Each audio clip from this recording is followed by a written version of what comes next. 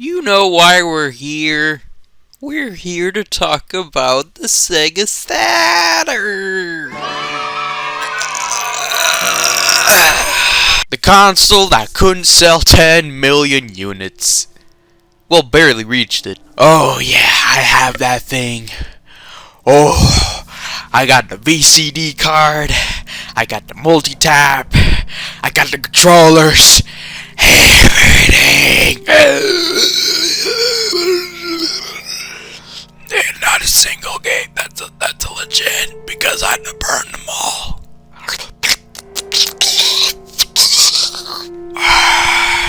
But today is not about the console itself, cause we're gonna talk about something else about it. Oh, that E3 trailer. Sega Saturn. The one where apparently they showed it to a bunch of people and were like, yep, buy our console, you piece of shit. We all know. But nobody talks about that trailer. That piece of goddamn shit. So today we're going to. Okay, strap in, college students. Yup, we're doing this. Yup, let's go. Okay, so it starts off with this naked ass lady who I think might be naked because they kind of blur here and there. So it's like, wait, she really nuded for this shit. But then she's like, oh my god, you're gonna meet this guy, and then we meet the guy, and this guy is a floating head, and it's like, why would you go with this?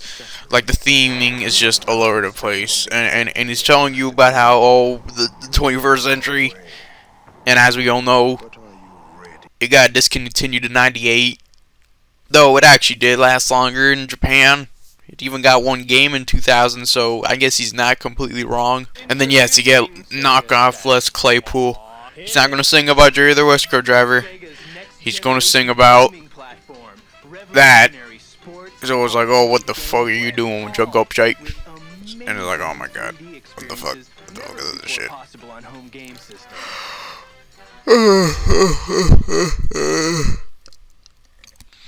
And then we finally get gameplay, and it's like barely for a bit, and then we cut to the guy, and he says Saturn, it's like, why would you say that? Oh my god, why? It's just all over the place. It doesn't know if it wants to show the gameplay or talk about it, and it's like, what the fuck?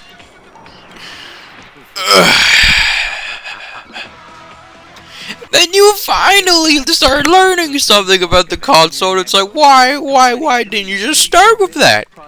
Why? It'd be like if a video game was like, alright, you do this shit, and then halfway through the game it gives it a tutorial, and it's like, why? Oh yeah, we got this. Why?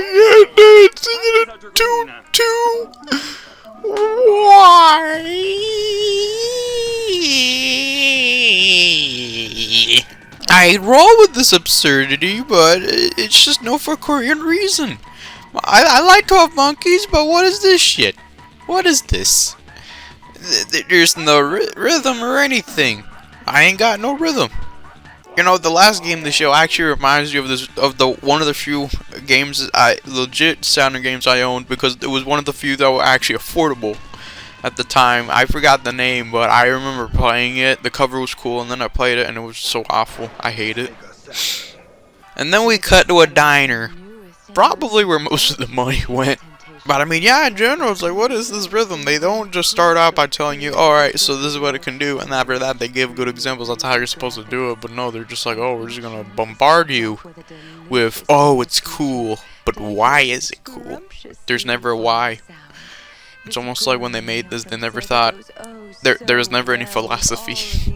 Anything funny about that one clip of Clockwork Knight would be that, the baby, that doll character actually would be changed to blue in the final game. I actually remember I read it was because the developers thought, oh, Americans, with that you're fighting a baby. Oh my god. You know, I wonder what movie is that even from, the Incoming. Oh my god, there's a big poop coming. And leave the rest of the world behind. And then yeah, the one good part. Oh yes, but if you thought you could get any more stupider. Now it's time to explore. What's that? You thought they couldn't bombard you with dumb shit? No, they even do it even more. It ends with 3 more commercials, and all of them are like, oh, they're themed around, oh, inside the human body.